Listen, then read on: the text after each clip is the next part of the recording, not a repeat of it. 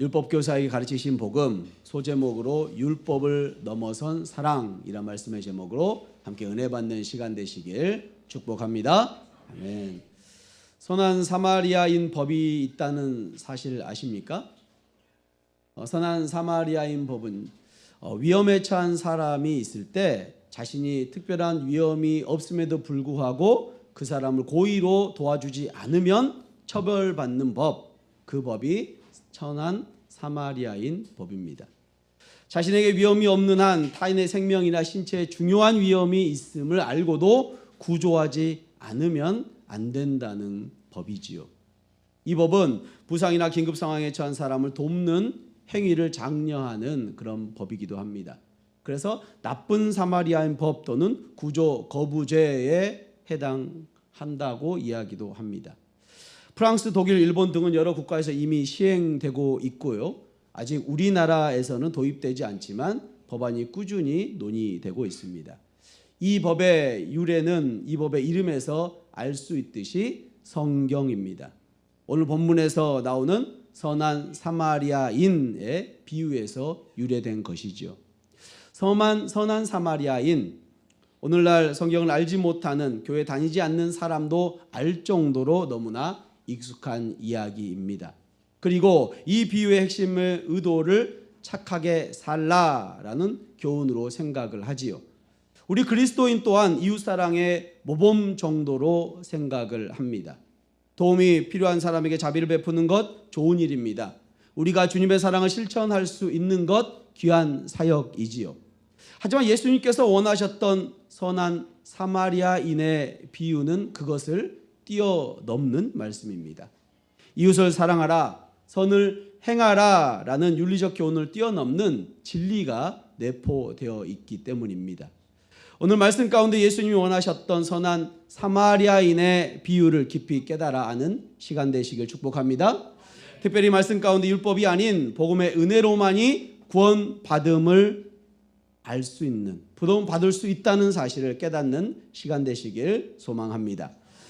이제 2000년 전 예수님이 말씀하시는 그 말씀 속으로 들어가 보도록 하겠습니다. 어떤 율법 교사가 예수님을 찾아옵니다. 25절입니다. 어떤 율법 교사가 일어나 예수를 시험하여 이르되 선생님, 내가 무엇을 하여야 영생을 얻으리까? 어떤 율법 교사가 예수님께 묻습니다. 선생님, 내가 무엇을 하여야 영생을 얻습니까? 이 질문 자체는 아주 중요한 질문이죠. 사람이면 꼭 가져야 할 질문입니다. 세상 사람들은 이 질문에 어떻게 대답을 할까요? 영생, 그런 게 어딨어? 영생은 종교에서 만들어낸 거 아니야? 영원히 사는 사람이 어딨어? 라고 대답할 수 있겠지요. 하지만 성경은 분명히 영생을 말합니다. 사람은 누구나 다 영원한 존재로 태어나서 영원히 삽니다. 다만 이 땅에서의 삶은 끝이 나지만 그 후에 정말 영원히 살게 되는 것이죠. 그리고 그 영혼을 어디에서 보내느냐 하는 차이가 있을 뿐입니다. 딱 두 가지의 길이 있지요. 영원한 천국에서 사느냐, 영원한 지옥에서 사느냐입니다. 그렇기 때문에 이 질문은 누구도 예외 없이 모든 사람이 반드시 알아야 하는 정말 중요한 질문입니다. 사람 무엇을 해야 영원한 천국에 들어갈 수 있을까요? 무엇보다 이 질문은 율법교사다운 질문입니다. 영생을 얻는 방법으로 무슨 행위를 해야 되냐고 묻고 있기 때문이죠. 율법교사는 율법의 전문가였습니다. 성경에 대해 모르는 것이 없는 사람이었죠. 당시 율법 전문가, 성경에 대해 잘 아는 사람은 당시에 누구일까요? 예수님 당시는 구약 성경만이 존재했습니다. 특히 구약 성경의 제사법에 능통한 사람, 성전에서 일하는 사람, 제사장이나 레위인들이었죠. 당시 제사장들이나 성전에서 제사장 임무를 수행하지 않은 동안에는 그 제사장들은 율법 전문가로 활동을 했습니다. 당연히 앞으로 나올 선한 사마리아인의 비유에 등장한 제사장과 레위인이 누구를 말하고 있는지 알 수 있지요. 바로 이 질문을 하는 율법 교사를 이야기하고 있는 것입니다. 이 이야기는 나중에 더 자세히 나누도록 하겠습니다. 어찌되었건 율법 교사인 그가 이런 질문을 한 이유는 선한 의도가 아니었지요. 예수님을 어떻게 하기 위해서요? 시험하기 위함이었다. 본문은 말씀하고 있습니다. 여기서 시험하여라는 단어는 의도를 가지고 시험하다, 함정을 놓다라는 뜻입니다. 공개적인 자리에서 예수님에게 어려운 질문을 함으로써 예수님이 어느 정도 되는 랍비인지 그 인기가 과장된 건 아닌지 예수님을 공경에 빠뜨리려는 나쁜 의도를 가진 질문이었다는 것입니다. 다시 말하면 이 사람은 진리를 구하려는 겸손한 제자가 아니라 자기의 의를 드러내려는, 증명하려는 교만한 자였다는 것입니다. 율법 교사라면 이미 율법을 잘 알고 있었기에 무엇을 하여야라는 질문을 하고 있는 것이죠. 이미 그 질문 안에는 나는 이미 율법을 지키고 있다라는 자만심, 교만이 담겨 있는 질문인 것입니다. 예수님은 교만한 율법 교사를 정죄하지 않으시고 질문으로 다시 되돌려 주십니다. 26절입니다. 예수님께서 이르시되 율법에 무엇이라 기록되었으며 내가 어떻게 읽느냐. 이 말씀은 단순한 질문이 아니라 그가 의지하고 있는 율법의 한계를 드러내시려는 의도입니다. 율법교사가 대답합니다. 27절입니다. 대답하여 이르되 내 마음을 다하며 목숨을 다하며 힘을 다하며 뜻을 다하여 주 너의 하나님을 사랑하고 또한 내 이웃을 내 자신같이 사랑하라 하였나이다. 아멘. 율법교사는 신명기 6장 5절 말씀과 레위기 19장 18절 말씀을 잘 설명하고 있습니다. 율법에 대한 완벽한 요약, 그 핵심을 정확하게 알고 있었던 것이죠. 율법교사의 대답이 얼마나 놀라운가 하면 그 율법에 대한 이해가 아주 탁월하신 예수님도 그렇게 말씀하셨죠. 마태복음 22장 37절에서 40절 말씀입니다. 예수께서 이르시되 내 마음을 다하고 목숨을 다하고 뜻을 다하여 주 너의 하나님을 사랑하라 하셨으니 이것이 크고 첫째 되는 계명이요 둘째도 그와 같으니 내 이웃을 내 자신같이 사랑하라 하셨으니 이 두 계명이 온 율법과 선지자의 강령이니라. 아멘. 예수님이 율법 중에서 가장 큰 계명에 대해서 말씀하셨을 때 하나님 사랑과 이웃 사랑을 말씀하신 것이지요. 율법교사의 이 대답 자체는 아주 훌륭한 대답이었습니다. 그런데 문제는 이 대답에 대한 예수님의 말씀에 있지요. 28절입니다. 예수께서 이르시되 내 대답이 옳도다 이를 행하라 그리하면 살리라 하시니. 아멘. 여러분 이 말씀을 들으면 어떤 느낌이 드십니까? 이 말씀이 무슨 뜻입니까? 예수님께서 이렇게 말씀하시는 것이죠. 그래 맞아. 그 율법을 지켜 행하라. 그러면 내가 영생을 얻을 것이다. 예수의 말씀이 어떻습니까? 아무런 거부감 없으십니까? 그래 맞아. 우리가 이 율법을 지키면 영생을 얻을 수 있지. 맞습니까? 율법을 지켜야 구원받을 수 있습니까? 아니지요. 이건 좀 이상한데 라는 생각이 드셔야 맞는 것입니다. 성경에서 일관적으로 말씀하는 것, 그래서 우리가 믿고 있는 것은 믿음으로 구원받는 것이죠. 믿음으로 영생을 얻는 것입니다. 할렐루야. 그런데 지금 예수님은 마치 행함으로 영생을 얻을 수 있다고 말씀하는 것 같습니다. 그럼 예수님은 율법교사에게 안 좋은 마음으로 그래 너 고생해봐라. 복음이 아닌 율법으로 영생 얻을 수 있다고 말씀하고 계신 것일까요? 아닙니다. 예수님은 지금 의도를 가지고 말씀하시고 계신 것이지요. 거울 치료라는 치료법이 있습니다. 혹시 들어보셨습니까? 심리학에서 많이 사용하는 치료인데요. 자신의 행동을 직접 보거나 다른 사람의 행동을 보면서 반성하고 스스로 되돌아보도록 하는 방식입니다. 예를 들어 아이들을 훈육할 때 떼쓰는 아이에게 부모가 똑같이 바닥에 누워 행동하므로 아이가 자신의 행동을 인지하게 하는 방법, 그 치료법이 거울 치료의 방법이지요. 예수님이 지금 율법 교사에게 이 거울 치료를 하고 계신 것입니다. 예수님께서 이를 행하라고 말씀하셨지요. 여기서 행하다는 단어는 계속해서 완전하게 행하다라는 뜻입니다. 그러니까 하나님을 100% 사랑하고 이웃을 100% 사랑해야 영생이 주어질 것이다 라고 말씀하고 계시는 것입니다. 그러니까 예수님의 말씀의 참뜻은 내가 그걸 온전히 행할 수 있겠느냐라고 물어보고 계시다는 것이지요. 여러분, 이거 가능합니까? 우리 중에 누구도 하나님을 마음 다해 사랑하지 못합니다. 때로는 하나님보다 내 자신을 더 사랑하고요, 이웃보다 내 자신을 더 사랑하며 먼저 계산을 하지요. 이게 우리 인간의 모습입니다.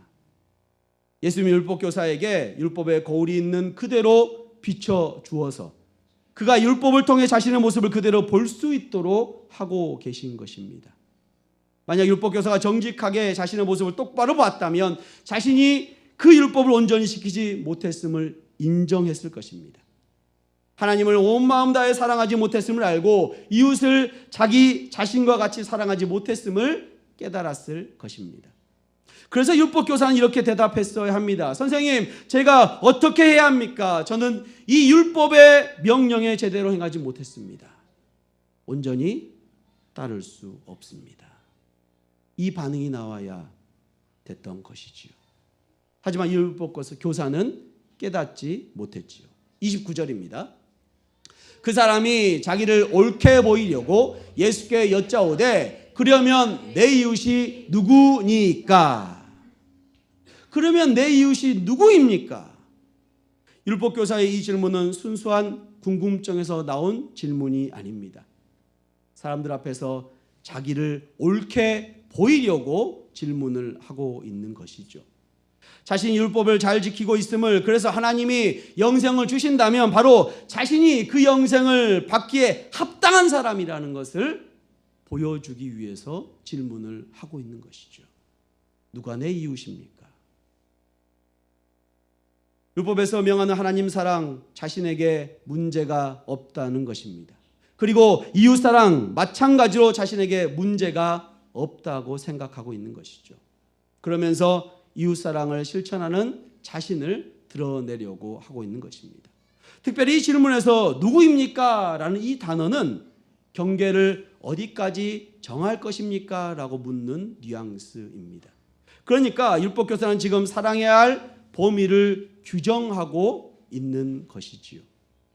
당시 유대인의 생각했던 이웃의 개념, 자신이 이웃이 될 수 있는 사람과 이웃이 될 수 없는 사람을 나누어서 생각하는 개념이 있었습니다. 이웃을 구분한 거죠. 그래서 이웃 사랑을 모든 사람에게 실천하는 것이 아니라 자신들이 지켜야 할 사랑의 한계, 최소한의 경계를 만들었습니다. 그래서 그 선을 넘어간 사람은 사랑하지 않아도 된다라고 생각을 했습니다. 그래서 자신이 사랑할 만한 사람을 울타리 안에 두는 것이었죠. 기본적으로 유대교로 개종한 사람들이 그 울타리 안에 들어오는 사람들이었어요. 하지만 울타리 밖에 있는 사람들, 그들은 이웃이 아니었습니다. 사랑하지 않아도 됩니다. 이방인들, 사마리아인들은 울타리 밖에서 있는 사람들이었죠. 그들은 하나님을 대적하고 원수로 그들을 생각했습니다. 또한 이러한 기준은 사람들마다 차이가 있었고 달랐습니다. 결국 사랑할 만한 사람만을 사랑하는 것이 이웃 사랑이 된 것이었습니다. 그래서 이 율법교사는 자신이 좀 더 넓은 울타리를 가지고 있음을 자랑하려고 예수님께 그 기준에 대해서 이웃이 누구입니까? 라고 묻고 있는 것입니다. 성도 여러분, 우리도 신앙생활을 하다 보면 아주 자연스럽게 이 율법교사와 같은 질문을 합니다. 저 사람도 정말 내가 품어야 할 이웃입니까? 쟤는 나와 너무나 다릅니다. 저런 사람까지 사랑하라는 건 너무 과한 거 아닙니까? 내 시간, 감정, 자원 어디까지 써야 합니까? 주님 앞에서 생각해 보시길 바랍니다. 나는 지금 사랑의 경계를 넓혀가고 있습니까? 아니면 줄여가고 있습니까? 내 마음 안에 드는 사람 아예 시야에서 지워버리진 않습니까? 내 성격과 맞는 사람만 챙기는 것은 아닙니까? 나에게 조금이라도 불편을 주면 금세 뒤로 물러나고 있지는 않습니까? 사랑은 원래 부담이 있습니다. 불편합니다. 대가가 따릅니다. 그래서 우리는 본능적으로 경계를 좁히며 최소한으로 살려고 하지요. 그러나 복음은 우리의 경계를 다시 넓히는 능력을 줍니다.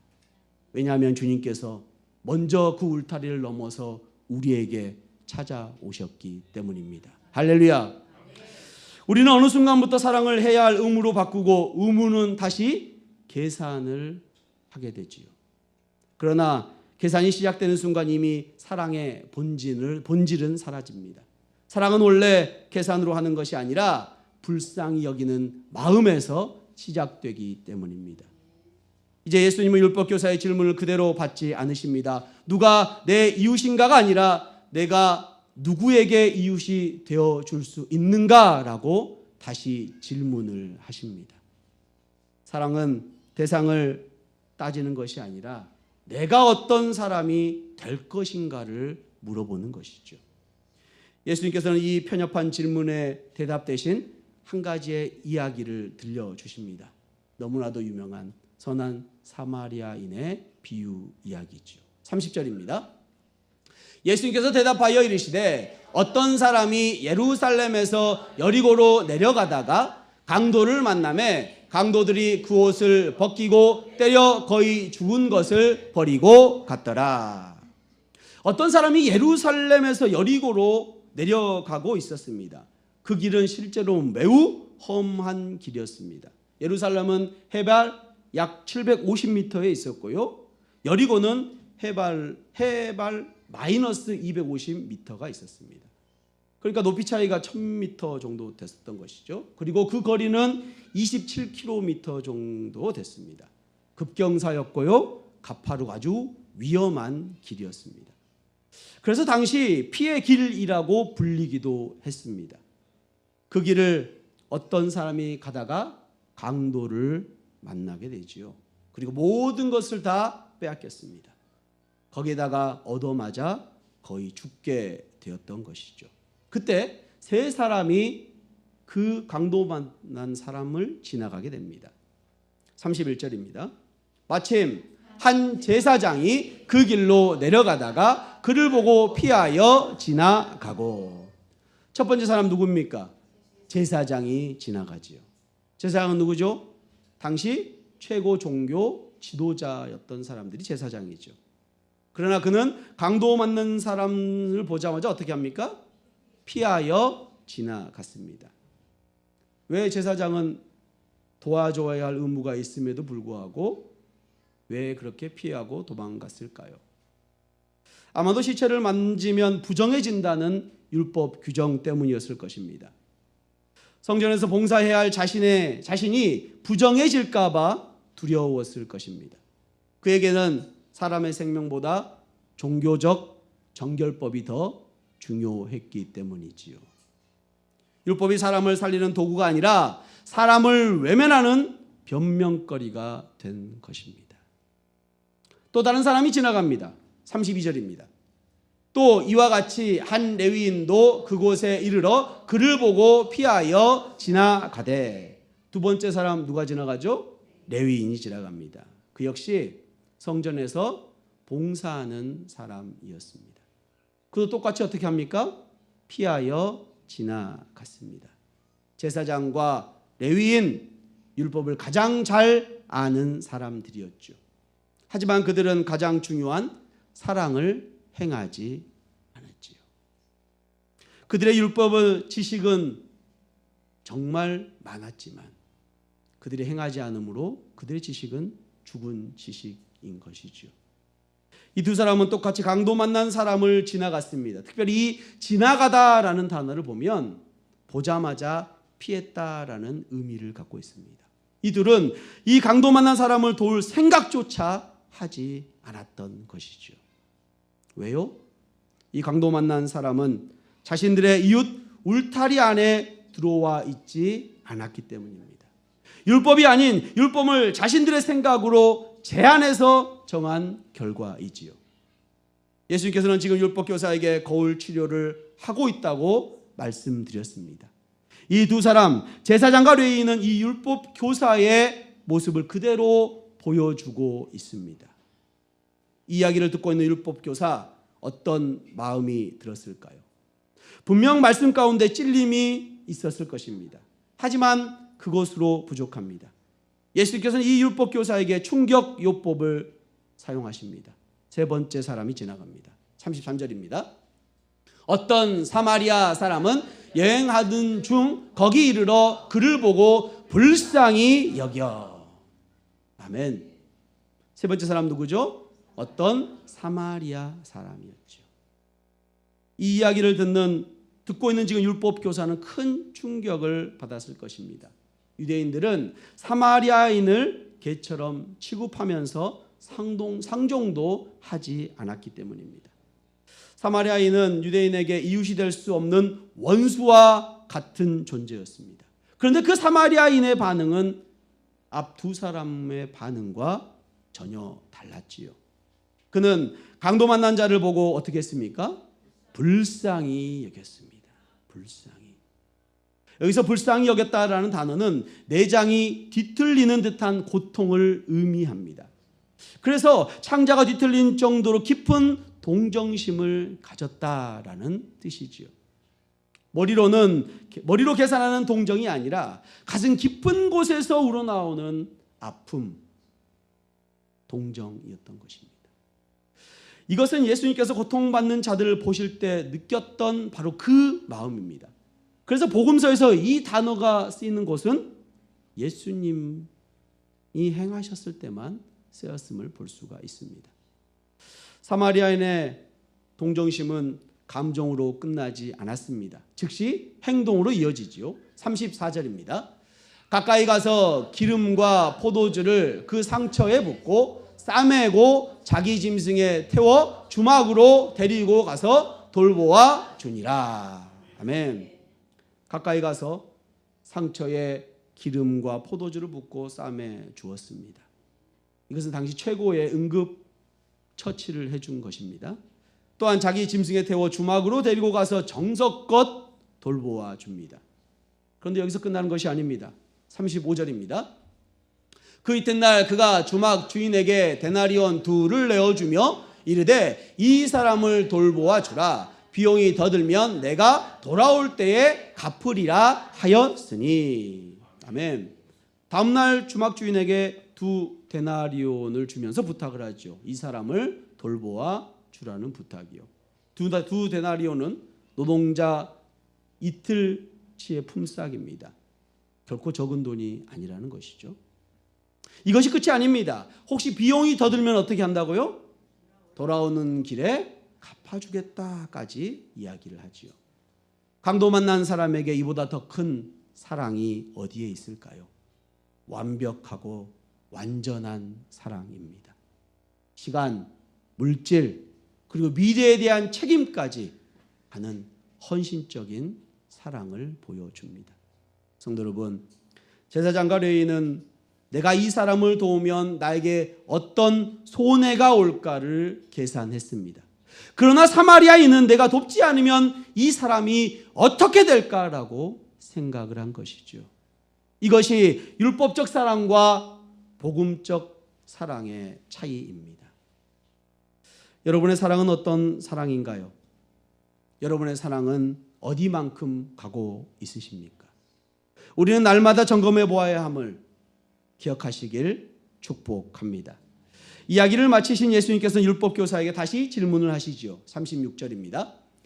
내 생각에는 이 세 사람 중에 누가 강도 만난 자의 이웃이 되겠느냐? 예수님은 질문의 초점을 완전히 바꾸셨습니다. 율법교사는 누가 나의 이웃입니까? 라고 물으며 사랑의 대상을 제한했지만 예수님께서는 누가 강도 만난 자의 이웃이 되어 주었느냐라고 물으십니다. 사랑의 주체가 될 것을 요구하고 계신 것이지요. 이웃은 내가 찾아내고 규정하는 대상이 아닙니다. 도움이 필요한 사람에게 내가 이웃이 되어 주어야 하는 것이지요. 할렐루야. 37절입니다. 이르되 자비를 베푼 자니이다. 예수께서 이르시되 가서 너도 이와 같이 하라 하시니라. 아멘. 율법교사는 차마 사마리아인입니다라고 대답하지 못하고 율법교사의 뿌리 깊은 편견 때문이지요. 자비를 베푼 자니이다라고 답을 합니다. 예수님은 그 대답을 받으시고 마지막 명령을 주시지요. 어떻게 합니까? 가서 너도 이와 같이 하라. 여기서 하라라는 단어는 28절에 행하라라는 단어와 동일한 단어가 쓰이고 있습니다. 계속해서 완전하게 행하라라는 뜻이죠. 이렇게 이웃을 100% 사랑해야, 하나님을 100% 사랑해야 영생이 주어진다고 말씀하고 계시는 것입니다. 그러니까 예수님께 다시 물어보고 계시는 것이요, 내가 그걸 온전히 행할 수 있겠느냐라고 물어보고 계십니다. 성도 여러분, 예수님은 지금 율법교사에게 무엇을 하고 있다고요? 거울 치료를 하고 계십니다. 율법교사는 지금 그 치료 가운데 깨달았을까요? 아니면 아직도 모르고 있을까요? 분명 깨달았을 것입니다. 우리 예수님께서는 수준별 가르침의 달인 아니십니까? 율법교사의 그 필요를 아시고 쪽집게 과외를 하고 계신 것이지요. 율법의 행위로는 절대 영생을 얻을 수 없음을 깨달았을 것입니다. 물론 성경은 이후에 율법교사의 반응이 적혀 있지 않습니다. 이후의 반응은 본인의 몫이기 때문이지요. 깨달음으로 끝나면 그 사람에게 영생은 없습니다. 하지만 깨달음 가운데 자복하고 회개하고 예수님을 따른다면 그 사람에게는 은혜로 영생이 주어질 줄로 믿습니다. 성경은 분명히 이 사실을 말씀하고 있기 때문이지요. 율법의 행위가 아닌 은혜로 영원한 천국을 소유하는 저와 여러분 되시길 축복합니다. 사랑하는 성도 여러분, 사마리아인의 비유에는 특별한 영적 의미가 숨겨져 있습니다. 그 비유는 단순히 착한 일을 하라는 윤리적 교훈에서 끝나지 않습니다. 이 비유는 바로 복음의 핵심을 보여주는 한 폭의 그림과 같습니다. 강도를 만나 길을 잃어 쓰러져 죽어가는 사람 누구일까요? 바로 죄로 인해 영적으로 죽어가는 저와 여러분입니다. 우리는 스스로를 구원할 아무런 힘이 없습니다. 제사장과 레위인으로 대표되는 율법은 우리 곁을 지나가지요. 율법은 우리의 죄를 지적하고 정죄할 수는 있지만 우리를 살릴 수는 없습니다. 율법은 우리의 비참한 상태를 보여줄 뿐 구원의 능력이 없습니다. 그렇다면 우리를 살린 선한 사마리아인 누구를 상징할까요? 네, 바로 우리 주님 예수 그리스도를 상징합니다. 예수님은 우리가 전혀 기대할 수 없었던 분이죠. 하나님이신 그분이 인간의 몸을 입고 우리가 경멸하던 이 땅에 오셨습니다. 우리가 죄로 죽어가고 있을 때 주님은 우리를 보고 불쌍히 여기셨습니다. 그리고 우리에게 가까이 다가오셨습니다. 십자가에서 흘린 포도주 같은 보혈의 피로 우리의 상처를 씻으시고 성령의 기름으로 우리를 싸매 주셨습니다. 자신을 희생하여서 우리를 구원의 주막인 교회로 인도해 주셨고요. 우리의 모든 죄의 빛을 당신의 생명으로 다 갚아 주셨습니다. 그리고 다시 오셔서 우리를 온전히 회복시키시겠다 말씀하시고 약속하셨습니다. 이것이 율법을 뛰어넘는 하나님의 무조건적인 사랑인 줄로 믿습니다. 예수 그리스도만이 율법이 말하는 완벽한 사랑을 몸소 실천하신 것이죠. 그 사랑으로 우리를 구원해 주셨습니다. 이것이 복음인 줄로 믿습니다. 성도 여러분, 우리가 바로 그 길가에 쓰러져 있던 강도 만난 사람과 같은 존재였습니다. 주님은 그런 우리를 살려주셨습니다. 이제 주님 우리에게 말씀하십니다. 가서 너도 이와 같이 하라. 이것은 구원받기 위한 조건이 아닙니다. 구원받은 자에게 주어지는 사랑의 명령인 것이죠. 내가 먼저 받은 그 놀라운 사랑과 자비를 이제 다른 사람에게 흘려보내라는 것이죠. 우리는 여전히 누가 내 이웃입니까? 라고 묻고 있지는 않습니까? 나와 코드가 맞는 사람, 나에게 이익이 되는 사람, 내가 좋아하는 사람으로 이웃의 경계를 만들고 계시지는 않습니까? 교회 안에서만 사랑을 외치고 교회 밖에서는 세상의 고통에는 무관심하고 있지는 않습니까? 주님은 말씀하십니다. 너의 도움이 필요한 바로 그 사람이 너의 이웃이다. 너의 직장에서, 너의 가정에서 너가 만나는, 매일 스쳐가는 사람들, 관계에 상처 입고 경제적 어려움에 쓰러지고 외로움에 죽어가는 이들, 그들을 보고 피하여 지나가지 말라. 그들에게 다가가 손을 내밀어라.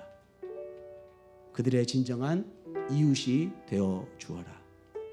그리고 우리가 가진 기름과 포도주를 사용하라고 말씀하십니다. 우리의 시간, 우리의 물질, 우리가 가진 작은 재능, 그리고 따뜻한 말 한마디, 그것으로 상처를 싸매주고 함께 아파하며 그들을 위해 기도해 줄 때 세상은 우리를 하나님의 사랑하는, 하나님의 사랑을 전하는 제자로 알게 될 것입니다.